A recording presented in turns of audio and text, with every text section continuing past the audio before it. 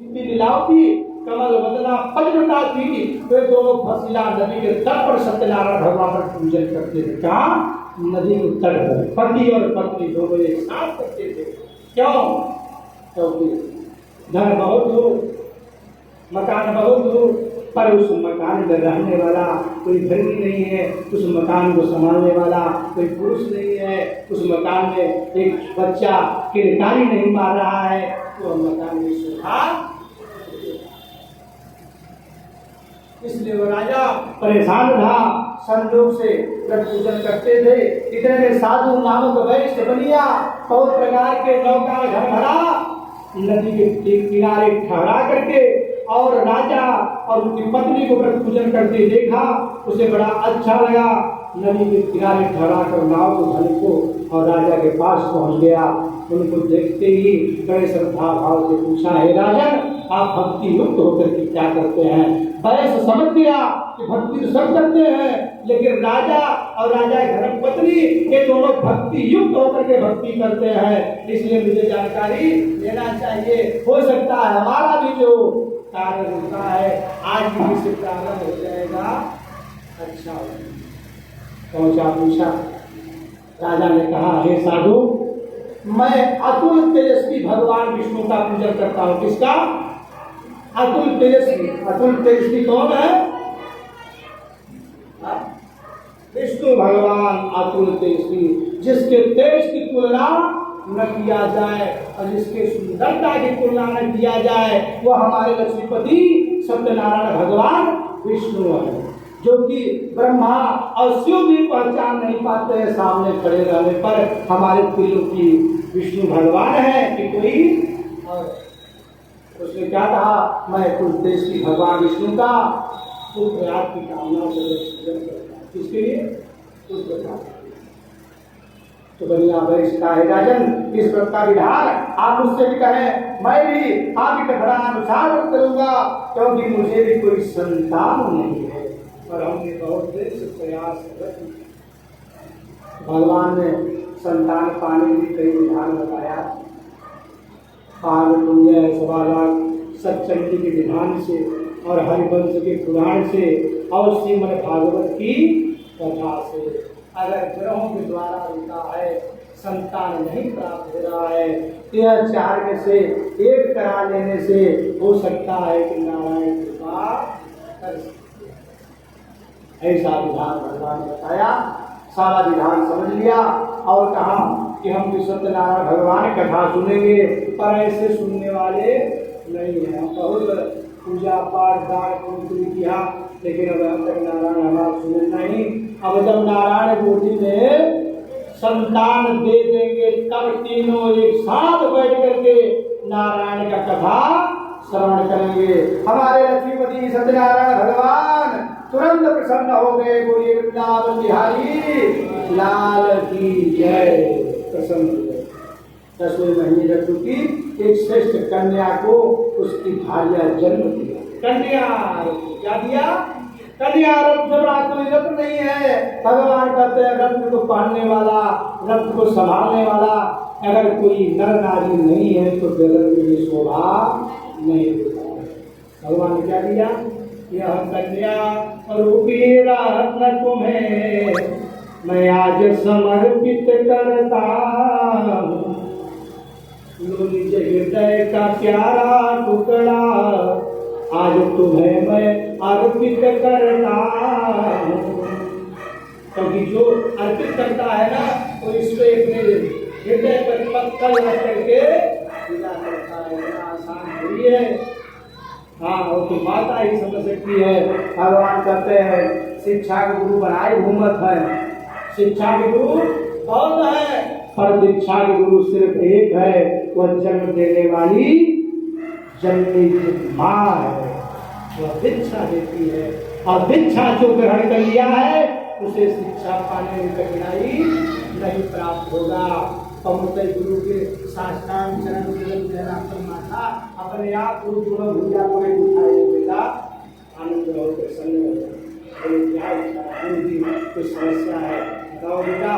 क्योंकि पहले कृपा का पात्र बनकर भगवान के अंदर है। जब एक पुरुष अगर कृपा पात्र बने कृपा नहीं कर सकता है, ये तो हमारे लक्ष्मीपति नारायण है, ये कैसे कृपा कर देंगे विधान को प्रकट। उसी प्रकार कन्या रूपी रत्न प्राप्त हो गया। उसकी भार्या पत्नी बोली, हे स्वामी भगवान ने तो जो मारे थे वो तो हो गए, अब आप जो कहें अपने मुखार्जिन से उसे कभी आप सुने क्या? सत्यनारायण भगवान की कथा, कन्या के विवाह के समय सत्यनारायण भगवान का व्रत करेंगे। कब?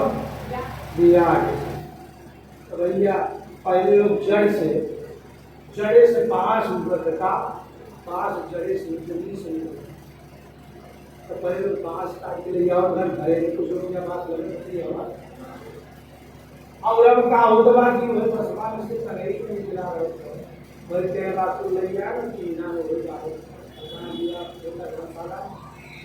तो नारायण कहन भैया जब तरही गाले तो कहे न मेरे पास काम है, जब पास गाड़ी होता तो नहीं गाड़ी है तो जो भैया जमीन में बोरे है गेहूं का धान विधान तो सारा महाराज का करें। अगर दस महाराज कहीं काम चल गया गाड़ी के तो महाराज चिल्लाते रहे महाराज पहले जमाने हम देखो कहीं कागज कहा जाए तो बहुत पुराना सिस्टम से कुल बतावट है छोड़ो फलाने हाँ तो उस समय समझ नहीं आता है और उसका परिणाम अच्छा नहीं होता। प्रभु क्या कृपा हुआ, उसने जब कहा दिवास में सुनेंगे विधवत कन्यादान कर दिया, ले आया श्रेष्ठ विधि विधान से कन्यादान कर दिया और विवाह के समय सत्यनारायण भगवान का कथा नहीं सुना गया। तो पहले लोग वर्ग पूजक रहना उसका कन्या और जब कलयुग लगा तो वर्ग जो है 3 पर तो कन्या नहीं तो बहुत बार शास्त्री सिखावत नहीं होगी ऐसे हो क्या पता नहीं है कारण सब सीख करके आई है विधान में पर तो पहले पर और कन्या खोजा जाता था अब तो उसे उल्टा तो कन्यादान का जो फल मिलना चाहिए वो तो नहीं है, अब तो विधान पूर्ण हो रहा है, विधान किया जाता है। विधवा भगवान कृपा से भगवान हो गए तत्पश्चात राजा चंद्रकेतु रमणी नगर में गए। उसी समय सत्यनारायण भगवान ने साधु को भ्रष्ट प्रतीक देकर श्राप दे दिया तुम्हें कठिन दुख होगा। संयोग से भगवान की ऐसी कृपा हुई राजा के यहाँ चोर लोग चोरी किए और धन ले जाके कहाँ रखे जहाँ पर वैश्य दामाद व्यापार करने के लिए स्थान दिए थे उसी जगह धन और रखा अंतर ध्यान हो गया। ये है नारायण की कृपा, अंतर ध्यान हो गया। अब प्रातः काल हुआ राजा खजाने चोरी जब पता लगा तो तत्काल राजा ने तुमको बुलाया और आज्ञा दिया आदेश किया तत्काल घर का पता लगा। संयोग से दूध चारों तरफ से निकला जाएंगे घर मुझे निकला संयोग से वो लोग देखा राजा के दूध आ रहे हैं भयभीत होकर के घर उसी जगह रखे जहाँ पर लोग मिला अंतर ध्यान राजा के दूध जो रखे धन कौन थे भगवान के दूध थे रखे अंतर ध्यान हो गए और जैसे दूध पहुंचा घर में हाथ ले आगे राजा के समकक्ष खड़ा कर दिया बोला राजन यही दोनों चोर हैं इन्हीं के पास आपका धन प्राप्त हुआ। राजा ने तत्काल कहा इन दोनों को कारागार में प्रवेश कर दिया। राजा ने कहा सारा धन इसके घर से उठा लिया क्योंकि सब चोरी का उठा ले आए।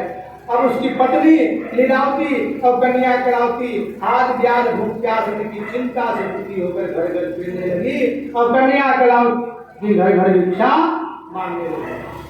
संजोग से एक दिन कन्या क्षुधा से बहुत पीड़ित हुई भूख से पीड़ित हुई तो उसने निकला 2-4 घर चले जाए कुछ मिल जाएगा तो क्षुधा शांत हो जाएगा। संजोग से जब निकली तो नारायण की कथा ब्राह्मण क्या हो रहा।